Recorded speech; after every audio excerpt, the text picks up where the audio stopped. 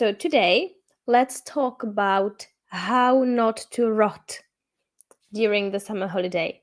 And I'm not a life coach or a fitness coach or anything, so all the other kinds of rotting or not, you will have to fix at another place. But I'm here to talk to you about the Norwegian studies because I have taught Norwegian to quite many adult students, and the courses always start in August, and students come motivated in August. That is true. But many of them experience a major setback during July because honestly, nothing happens in Norway in July, right? This is a bit of an overstatement, obviously, but it is true in many ways that July is a very calm month. Very little is happening in terms of work, challenges, that kind of thing, unless you are in a business where summer is the high season, right? But if you work in an office, nothing much happens during July, and nothing happens with educational activities. Yeah, most schools and Norwegian courses are closed. There are summer courses, but regular courses are closed, and summer courses tend to be very intensive, right? And not everybody has that time or the capacity. So what should we do during the summer so that we do not rot totally and then experience this setback, and we have to start not anew in August, but from a place that is 2 steps back from where we were before? And this doesn't need to happen, and you don't have to attend a very intensive summer school to achieve that. Because today I want to dive deeper into one in particular that I think is extremely useful. This is something we could and should be doing year round, but it's very useful during the holidays in particular because you can do it anywhere. You can do it on the beach. It's pleasant, and as I promised in the event description, I also want to talk about why it's so important that it's pleasant, and not only during the holidays, throughout the year, right? But during the holidays, this is extremely important, isn't it? Because we want to relax. Maybe we are away as well. We don't have such a strong connection with Norway or with our motivation, maybe if we travel somewhere else. Or maybe you are at work, but you want to enjoy the summer and you want to enjoy the calm season. You don't want to stress and set yourself big goals, right? So I'm going to be talking about this as well. Why is it so important that we kind of like it? Yeah, if I put it in very simple terms. All right, so let's dive in. My number one tip that I want to dive into today is listening to a story, listening to stories. And how can you do that? Well, in my eyes, the most efficient strategy for you to follow would be to get yourself an audiobook. Now, for the summer holiday, when we are awaiting a few weeks when you might not be studying Norwegian, following a course or something like that, as you maybe do throughout the year, this is so good because it's a story, right? And there is a lot of motivation in a story. Many people know this, that if you tell a story, then people listen. And sometimes we use this when we want to attract others. Yeah, marketing people use this a lot. They tell us stories and then they kind of attract us, and we want to hear the end, and then we maybe want to buy the product or something like that. But we can use this to influence ourselves, right? We want to listen to as much Norwegian as possible, maximize our exposure. That's the most efficient and painless way of learning the language and learning it in an activated form, ready for speaking in general. But if it's a story, then this really helps us to maximize the exposure because we like stories. Humans like stories, right? Do you like stories? I love stories. Sometimes when my friends start writing something on social media, I'm like, I was really busy here, but I want to read on because I need to know what happened, because I like this person and I want to know what happened to them. And if you manage to like a character, for example, in a novel, then this is a bit like a friend of yours telling this story, and you're like, oh, I need to stay up late because I need to finish this. Yeah, I need to know what happened between her and her husband, for example. And if you find a good book which is funny, which has a plot that keeps you interested, then you're going to consume so much more Norwegian than if you bet on a podcast that has episodes, for example.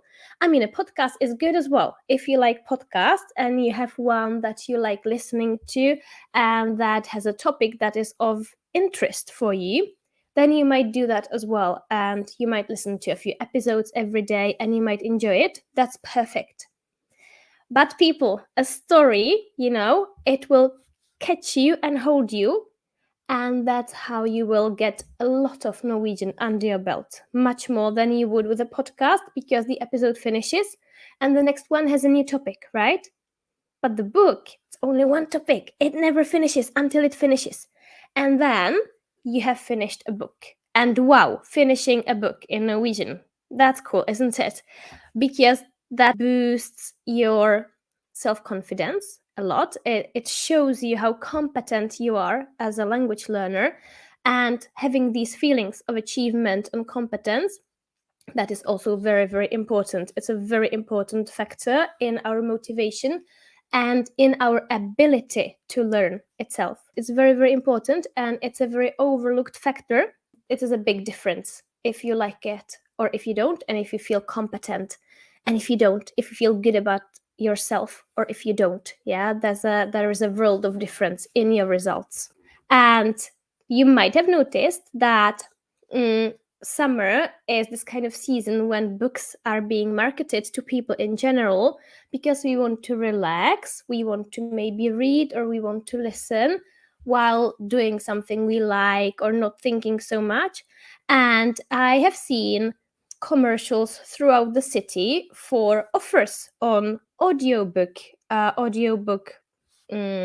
applications.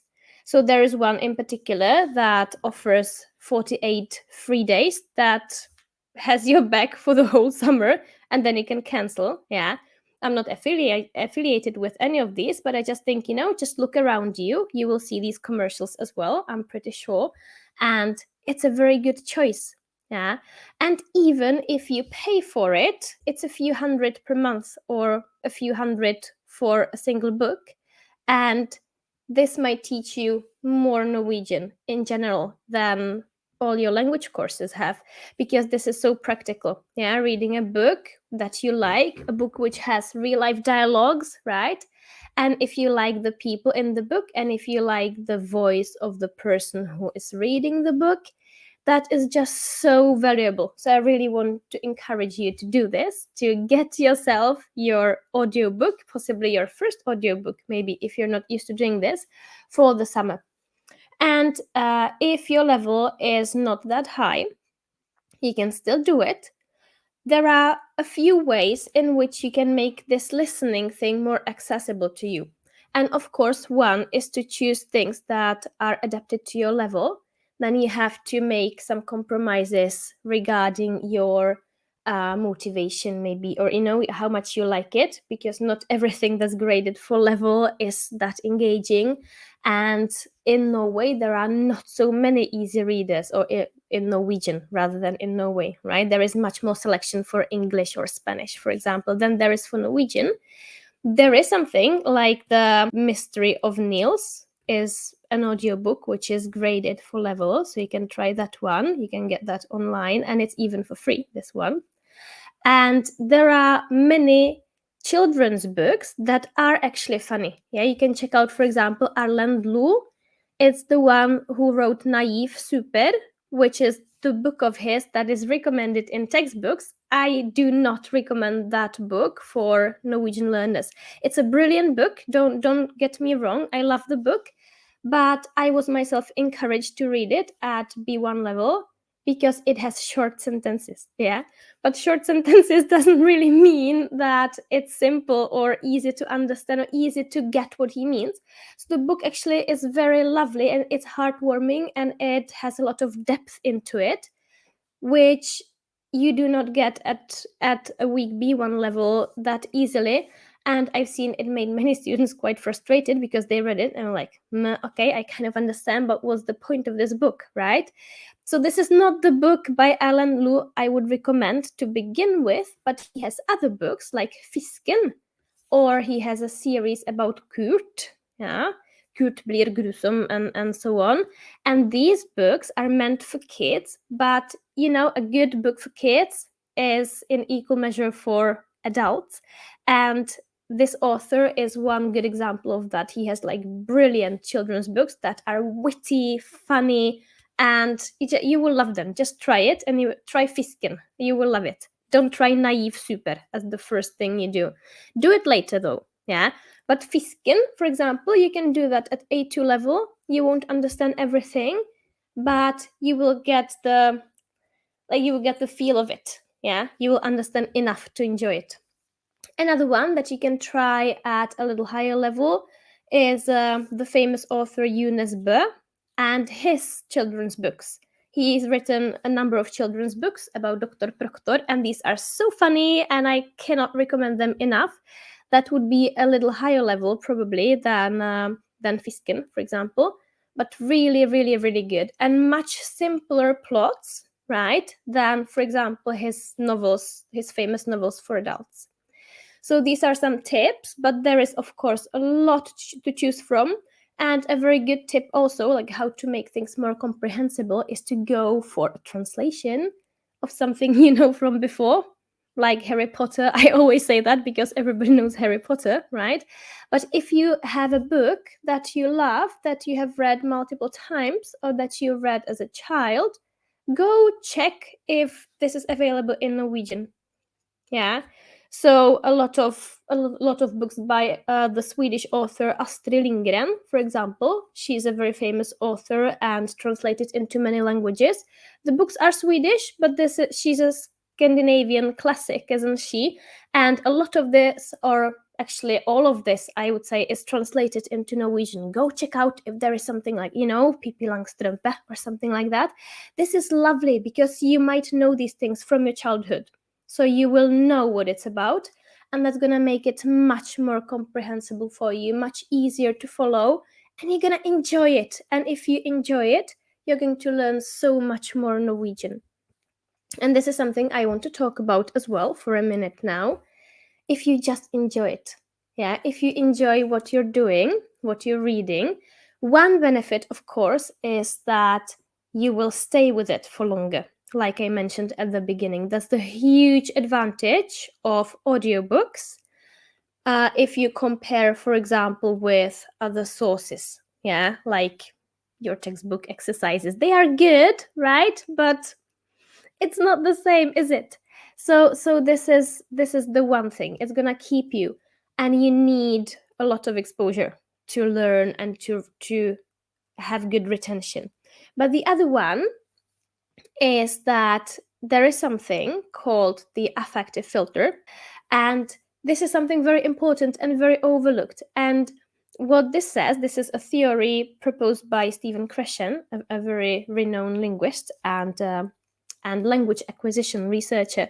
And what this says is basically that if we are in negative affect, yeah, not effect, but affect with A, as in affection or liking, right? Relating to things in an emotional way.